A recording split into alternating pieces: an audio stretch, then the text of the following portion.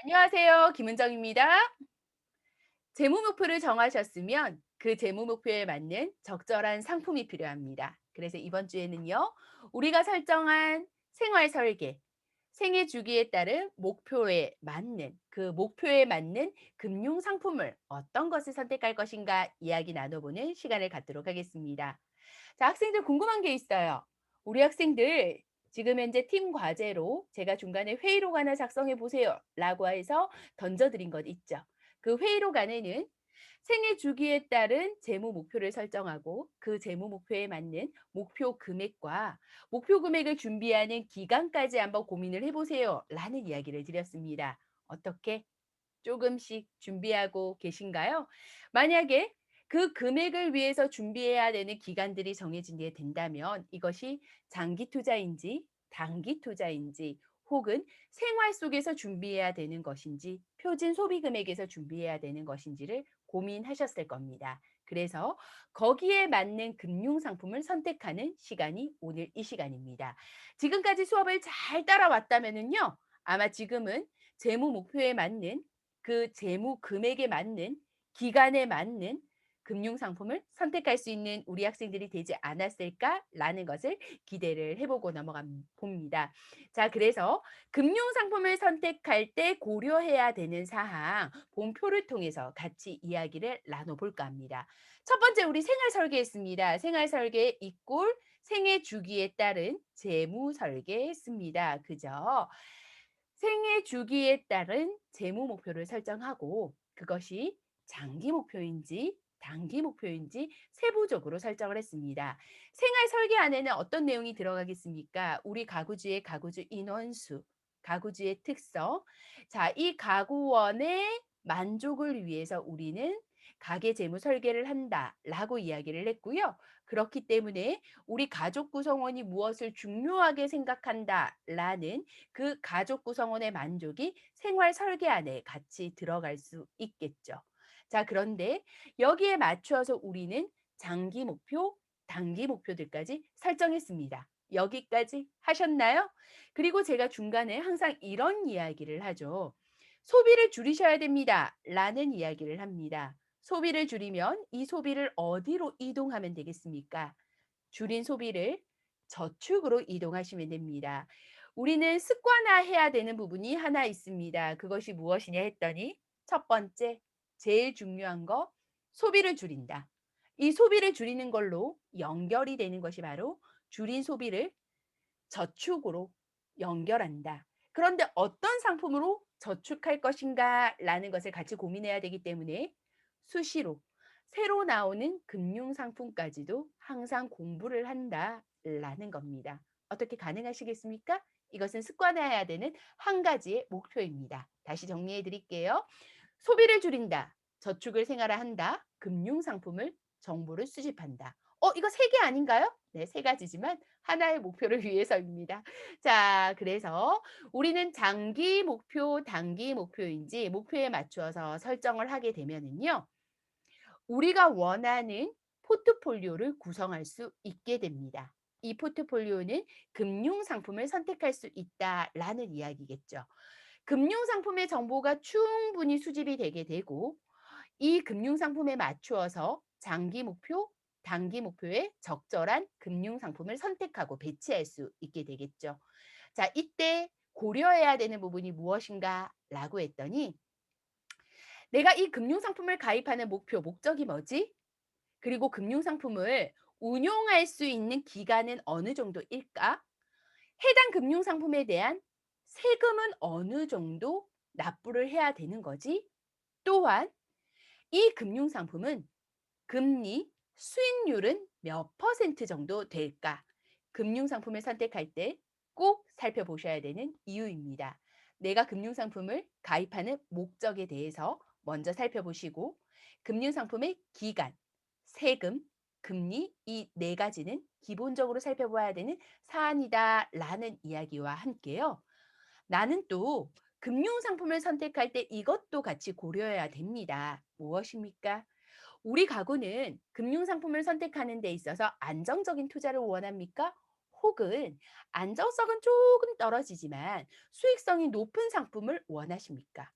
혹은 때에 따라서는 안정적인 상품, 때에 따라서는 수익성이 높은 상품, 그 상황에 맞는 상품을 선택하기도 해야 될 겁니다. 그래서 원하는 상품과 그리고 우리 가족의 투자 성향을 고려해서 안정성과 수익성 함께 보셔야 되고요.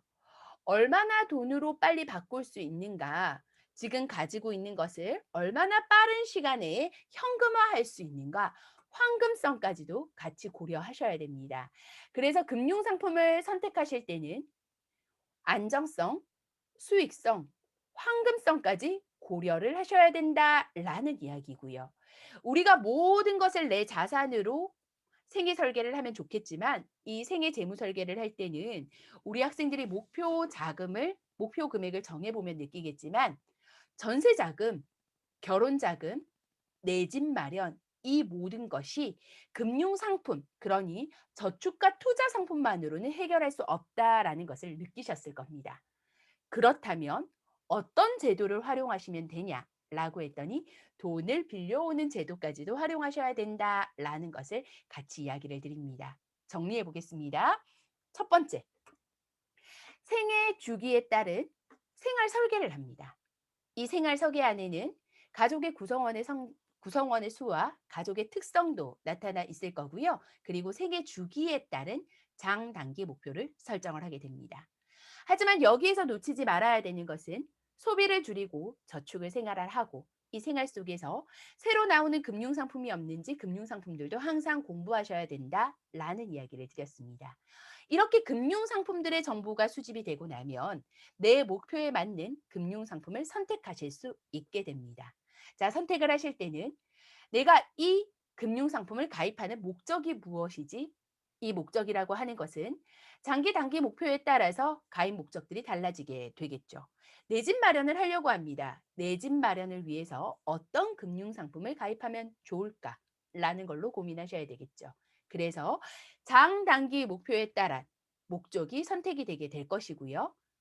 뿐만 아니라 금융상품을 선택할 때는 목적 기간, 세금 금리까지도 고려를 하셔서 같이 선택을 해주시고 또한 안정성, 수익성, 황금성의 성향까지도 같이 보셔야 된다.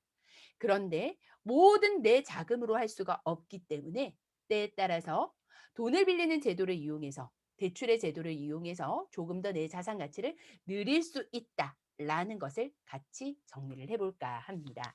돈 빌리기가 꼭 필요한가요? 라는 생각이 들 겁니다. 이것을 이야기 드리기 위해서요.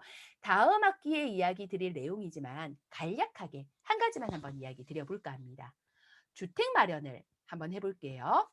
우리 학생들은 40대 돼서 어떤 집에서 살고 싶나요? 머릿속으로 한번 그림을 그려볼게요. 네, 20대 후반이나 30대 초반 결혼을 할 겁니다. 네, 결혼을 하고 10년에서 20년 정도 결혼 생활을 한 40대에서 40대 후반, 50대 초반이 되었습니다. 그러면 이때 20년 정도 결혼 생활을 했으니까 당연히 자산의 가치는 조금 커졌을 수 있을 겁니다. 특히나 40대, 50대는 소득 분포가 가장 소득이 많은 시기이기 때문에 이때는 소득이 늘어나서 역시 내가 운용할 수 있는 자금들도 조금 많아지겠죠. 운용할 수 있는 자금이 많아지면은 은행의 금융상품 중에서 대출, 돈을 빌리는 제도를 나에게 조금 더 원활하게 은행에서 해줍니다. 왜일까요? 돈이 없는 사람보다 돈을 많은 사람에게 대출을 더 많이 해주게 되어 있고요. 특히나 가지고 있는 부동산의 자산의 가치에 따라서 자산의 가치가 적은 사람보다 자산의 가치가 많은 사람에게 조금 더 많은 대출을 해주겠죠. 자, 다시 질문 드릴게요. 처음 질문 드렸던 그거예요. 자, 우리 학생들은 10년 뒤, 20년 뒤에 어떤 주택에 거주하고 싶나요? 어떤 부동산에 거주하고 싶나요? 혹시 그 집이 부동산의 가치가 10억 이상 되는 집일까요? 그건 너무 비싼 것 같아요. 지금 현재 시가로 그럼 7억? 8억? 5억? 뭐든 좋습니다. 하지만 이 돈을 모두 다 현금으로 보유하고 있어서 보유한 그 현금으로 내 집 마련 가능하실까요? 물론 그렇게 꿈을 꾸는 학생들도 있을 거고요. 그렇게 내 집 마련을 하고 계신 부모님도 있을 겁니다. 그런데 대다수의 우리의 부모님들은요. 내 집 안에는 무엇이 같이 공존하고 있죠? 네, 내 집은 전체 우리들의 자산이라고 이야기합니다. 이 내 집 안에 있는 자산 안에는 자본금이 있죠. 자본금은 무엇입니까? 순수 내 돈입니다. 그리고 순수 내 돈 외에 무엇이 있습니까? 부채가 있죠. 자, 부채는 빌린 돈, 남의 돈입니다. 지금 현재 알고 보면 우리 부모님 집에도 어쩌면요. 부모님이 내 집이라고 가정을 하게 되면 부모님 명의의 부모님 집이 대출과 그리고 부모님의 순자산, 자본으로 같이 이루어져서 전체 자산을 꾸려가고 있지 않을까요? 마찬가지로 우리 학생들이 10년 뒤, 20년 뒤가 됐을 때는 역시 이 집 역시도 대출이 같이 운용될 수 있다라는 이야기를 드리고 싶습니다. 그런데 이 대출도요, 자산을 늘리는 역량을 가지고 있습니다. 어떤 능력을 가지고 있냐면, 저는 집을 살 때 대출을 받아서 5억으로 구매를 했습니다. 그런데 이 집이요, 상승 가치가 되어서 집의 가치가 올라간 거죠. 한 5년쯤 지났나 이 집이 7억으로 된 겁니다. 그런데 제 부채는 늘었냐고요? 아니요. 제가 집을 마련할 때요, 5억짜리 집의 부채를 3억을 받았거든요. 그런데 2억은 내 돈이었습니다. 내 돈 자산이었고요. 3억은 부채였습니다. 그런데 5년이 지나서 집값은 7억이 되었고요. 이 중에 부채는 3억 그대로이고 내 돈은 4억이 되었습니다. 어떤가요? 자산이 늘어났죠. 순자산, 자본이 늘어났습니다. 전체 자산도 늘어났습니다. 당연히 자본이 늘어나면 자산이 늘어나게 될 겁니다. 부채는 그대로 있는데도 불구하고요. 그래서 저는 여기에서 이야기 드리고 싶은 것은 부채도 적절한 활용을 할 수 있다. 하지만 절대 활용하지 말아야 되는 부채가 있습니다. 그것이 무엇인지 혹시 아시겠습니까? 생활비를 위한 부채입니다. 네, 소비를 위한 부채는 절대 지양하셔야 된다라는 이야기 권유드리고요. 그런데 소비가 아닌 투자를 위한 대출, 돈 빌리기는 활용할 수 있다. 그런데 제가 이렇게 이야기하고 나니 또 걱정되는 게 떠오릅니다. 요즘에 영혼까지 끌어당겨서 투자를 하겠습니다라고 하는 경우 있잖아요. 그래서 영끌이라고 이야기하는데, 영끌의 대출을 받아서 부동산 가격이 하락되게 되면 어떻게 되겠습니까? 하락하는 경우 한번 이야기해 볼까요? 네. 동일하게 조금 전에 5억으로 집을 사기 위해서 노력을 합니다. 5억짜리 집입니다. 그런데 3억은 대출입니다. 5년 뒤가 지났더니 이 집이 1억의 집값이 내려가서 4억이 된 겁니다. 대출의 금액이 줄었냐고요? 아닙니다. 줄지 않았습니다. 네, 전체 자산의 가치는 내려갔고요. 내 자본은 2억에서 1억, 순자산은 1억으로 줄어들었습니다. 대출은 동일합니다. 이렇게 손해가 날 수도 있다라는 것도 염두에 둬야 되고요. 때에 따라서 대출의 규모보다 집값이 더 하락이 되는 경우도 있습니다. 그 경우에는 내가 이 집을 유지할 가능성이 없어질 수도 있겠죠. 왜 대출의 이자는 계속 나가고 있는데 집값은 내려가고 있는 겁니다. 물론 그것까지도 고민하셔야 된다라는 거 같이 공유를 드립니다. 이러한 깊은 이야기는요, 다음 학기에 조금 더 깊이 있게 이야기 나눠볼 수 있도록 할게요. 하지만 돈 빌리기 역시 우리는 재무 설계 안에 들어갈 수 있다. 금융상품을 선택하는데 고려할 수 있는 사항이다. 그런데 대출을 선택하실 때는 어떻게 하셔야 될 것 같나요? 네, 내가 상환할 수 있는 규모인가? 라는 것도 고민하셔야 되고요. 이 대출에 따라서 혹시나 추가 상승이 있을 것인가도 같이 고민을 해볼 필요가 있지 않을까요? 그래서 여러 가지를 같이 고려하면서 우리는 금융상품을 선택할 수 있다라는 것을 이야기를 드립니다. 그럼 지금부터 금융상품을 한번 정보를 수집해 보는 시간을 갖도록 하겠습니다. 금융상품의 종류부터 먼저 살펴볼 수 있도록 하겠습니다. 금융상품이라고 하는 것은 각종 금융기관에서 판매를 하고 있는 상품을 모두 다 지칭하는 것으로 지금 아래에 있는 기준에 따라서 분류할 수 있다라고 되어 있죠. 먼저 기능에 따라서 분류할 수 있습니다. 기능이라고 하면 금융상품이 어떠한 기능을 가지고 있습니까? 저축의 기능요? 투자의 기능요? 보험의 기능요? 대출의 기능요? 이렇게 금융상품의 기능에 따라서도 금융상품을 선택할 수 있습니다. 그럼 우리 학생들은 여기서 고민하셔야 되겠죠. 어떤 고민요? 아, 금융상품 중에는 저축상품도 우리가 공부를 해야 되고, 투자상품에 쓴 무엇이 있는지도 공부해야 되고, 보험상품 역시도 공부를 해야 되며, 대출상품도 따로 다 공부를 해야 되는구나. 라는 겁니다. 또 한번 볼까요? 금융기관에 따라서도 종류를 구분할 수 있습니다. 네, 은행상품, 증권회사 상품, 보험 상품이죠. 그래서 은행으로 가서 가입할 것인가? 금융기관요, 증권회사, 보험회사. 내가 어느 회사에서 상품을 선택할 것인가? 라는 것 고민해 보셔야 되겠죠. 금리는 확정형인가? 금리가 확정이 아닌가인 거죠. 그래서 금리 확정 여부에 대해서도 금융상품을 선택하실 때 고민하셔야 됩니다.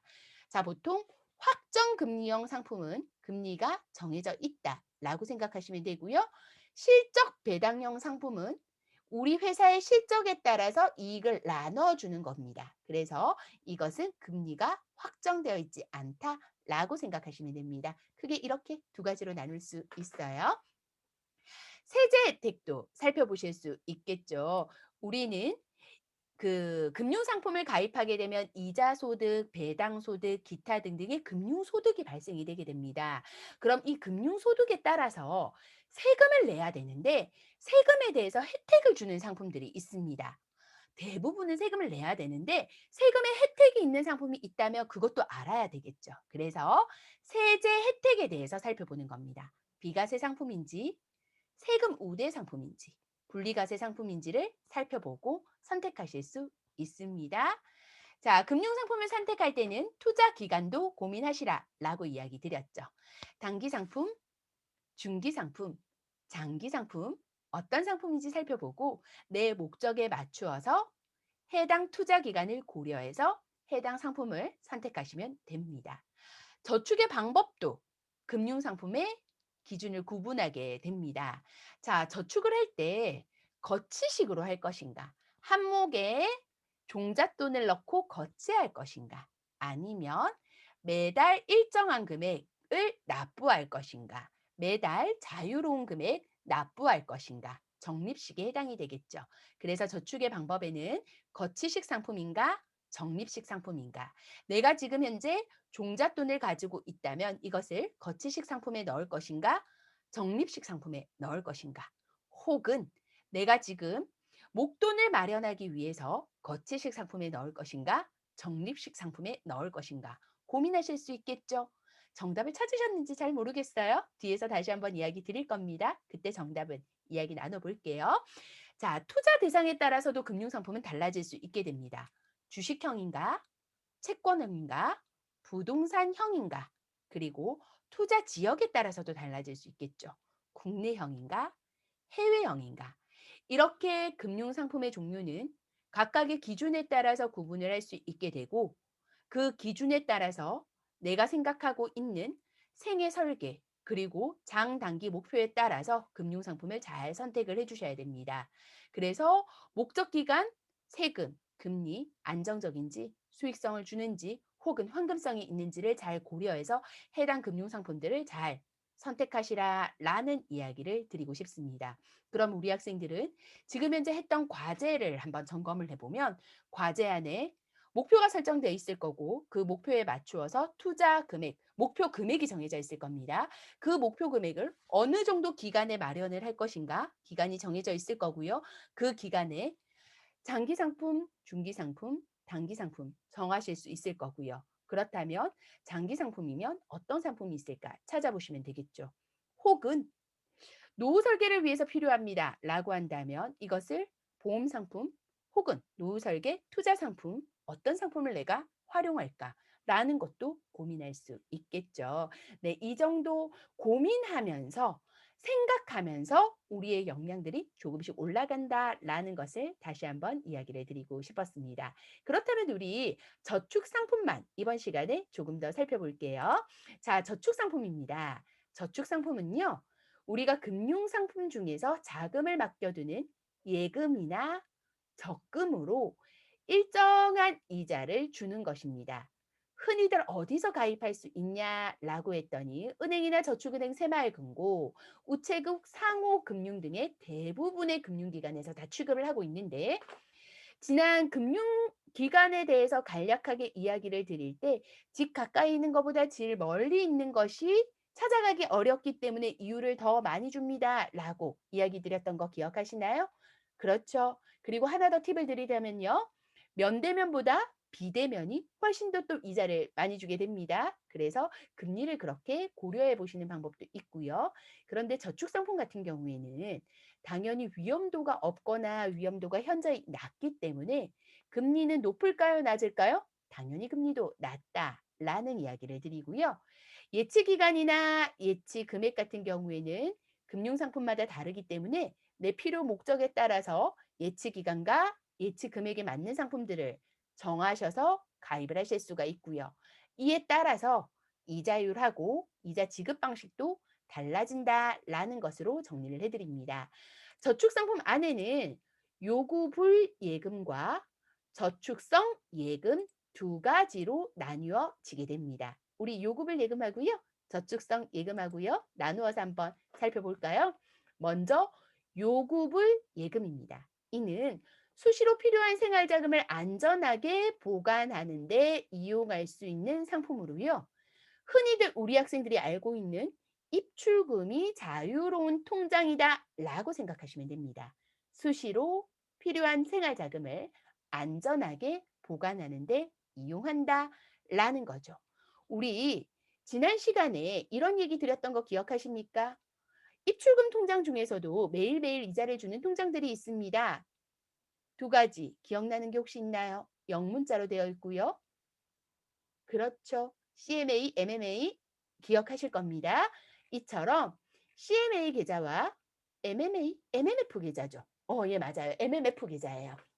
CMA, MMF 계좌 두 가지의 계좌가 수시로 필요한 자금을 안전하게 보관하는 데 이용할 수 있다라는 거. 그런데 이 역시도 예금자 보호법이 있는 게 있고 없는 게 있기 때문에 어느 금융기관에 가입해야 되는지에 따라 달라진다라는 팁 드렸습니다. 다시 돌아와서 요구불 예금은 수시로 필요한 세갈 자금을 안전하는 보관하는 데 이용을 한다.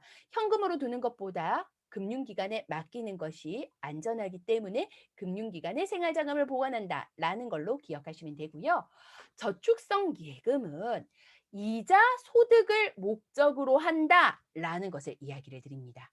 네. 요구불 예금에서는 이자 소득의 목적이 있다 없다? 이자율이 극히 없기 때문에 거기까지 욕심을 내면 안 됩니다. 왜요? 언제든지 빼고 넣고 할 수 있잖아요. 그만큼 자유롭다는 얘기잖아요. 그런데 이자를 그렇게 많이 줄까요? 아니죠. 왜냐하면 은행 같은 경우에는 이렇습니다. "내가 1년 동안 돈 안 뺄게." 라는 약속으로 묻게 되면은 그동안 그 1년 동안 약속한 그 기간 동안 이 돈을 자유롭게 활용할 수 있겠죠. 그런데 요구불 예금에 들어가 있는 돈은 언제 인출할 줄 모르기 때문에 자유롭게 돈을 쓰지를 못합니다. 그래서 당연히 요구불 예금은 이자 기대하지 마시고요. 저축성 예금은 은행에서도 이 돈을 운용할 수 있기 때문에 우리 역시도 이자 소득을 목적으로 할 수 있다라는 겁니다. 자, 그래서 저축성 예금에 대해서 몇 가지 구분해서 이야기 나눠볼게요. 저축성 예금 중에서 첫 번째, 정기 예금 살펴보겠습니다. 많이들 들어보셨죠? 우리 예전에 그 인생 게임 할 때도 정기 예금 가입하신 학생들이 있더라고요. 자, 보면은요. 정기 예금 같은 경우에 일정 기간 동안 일정한 금액을 예치하고 이자를 받는 거. 쉽게 말해서 저 1,000,000원 예치할게요. 1년 뒤에 찾을게요. 일정한 기간 1 년. 일정한 금액 1,000,000원. 그리고 이것을 은행에 예치하고 맡겨두고 1년 뒤에 약속한 이자 받는 것입니다. 이것을 정기예금이라고 합니다. 자, 그런데 양도성 예금 증서에 대해서 살펴볼게요. 우리 양도성 예금 증서 CD라고 이야기를 하는데요. 우리 예전에는 이자율을 설정하는 데 대출 이율이나 기타 보험에서 이자율을 설정하는 데 있어서도 그 CD 연동금리로 많이 정했던 경우들이 많아요. 그런데 지금은요. 이때 CD 연동금리로 정할 때는 이 금리 자체가 기존의 정기 예금 이율보다 높았거든요. 그런데 요즘은 별로 그렇지도 않아요. 그래서 잘 살펴보고 가입하는 게 필요할 것 같아요. 양도성 예금 증서는 무엇인지 살펴보면요. 정기 예금의 한 종류이기는 한데 무기명으로 발행이 됩니다. 그래서 다른 사람에게 양도할 수 있게 되고요. 정기 예탁금은 정기 예금은 내가 1,000만 원 넣고 나서 1년 동안 이 돈을 둘게요라고 하지만 중간에 돈이 필요하면 해지 가능하죠. 손해 있나요, 없나요? 원금 손해는 없습니다. 이자 손해는 있을 수 있지만요. 그런데 양도성 예금 증서 같은 경우에는 무기명으로 발행이 되고 그런데 만기 이전에는 중도 해지를 할 수가 없습니다. 중간에 돈 필요하면 어떻게 해요? 중간에 돈을 필요하면 양도할 수 있습니다. 그래서 양도성 예금 증서이고요.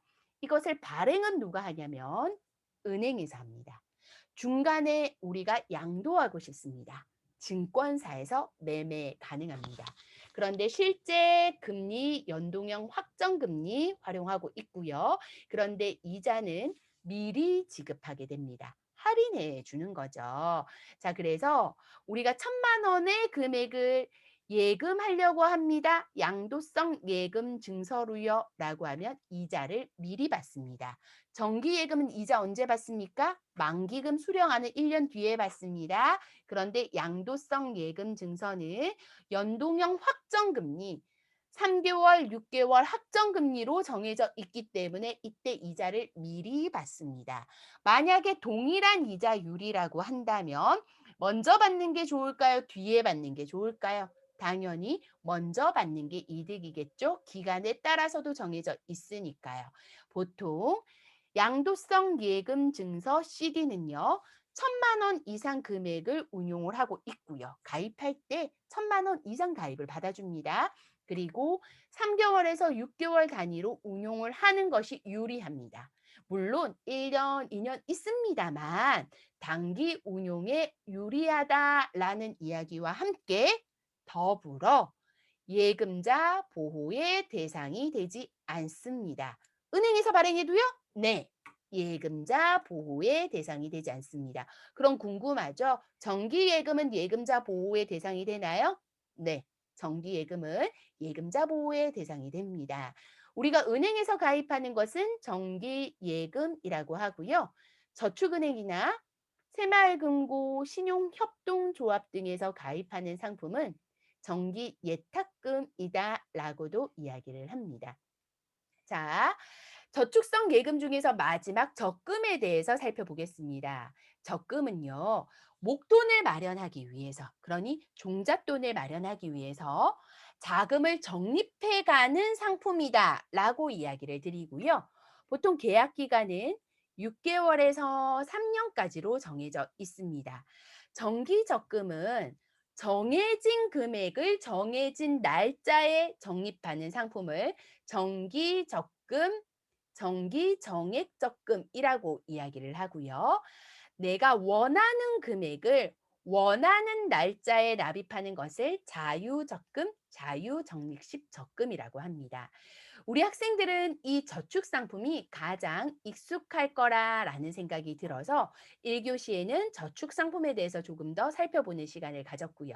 그렇다면 지금 현재 우리가 가지고 있는 재무 설계, 재무 목표 중에서 내가 저축 상품을 활용할 것은 무엇이 있을까? 재무 목표를 보면서 저축 상품을 활용할 부분은 없는지 지금 현재 살펴볼 필요 있겠죠. 그래서 적절한 저축 상품, 이것은 정기 예금에 넣겠습니다. 저희는 그래도 양도성 예금 증서 살펴보겠습니다. 양도성 예금 증서로 해서 단기 목표 설정하겠습니다. 아직 종잣돈이 마련이 안 됐어요. 그래서 이 금액을 마련하기 위해서 적금으로 목돈 마련해 보겠습니다. 라고 기타 등등으로 목표를 설정해 주시는 방법을 삼으시면 됩니다. 자, 그러면요. 2교시에는 투자 상품은 어떤 것이 있는지 이야기를 나눌 건데 투자 상품 중에서도 직접 투자를 하는 거 말고요. 간접 투자를 하는 것에 대해서 2교시에 이야기 나눠볼 수 있도록 하겠습니다. 2교시에 뵙도록 할게요.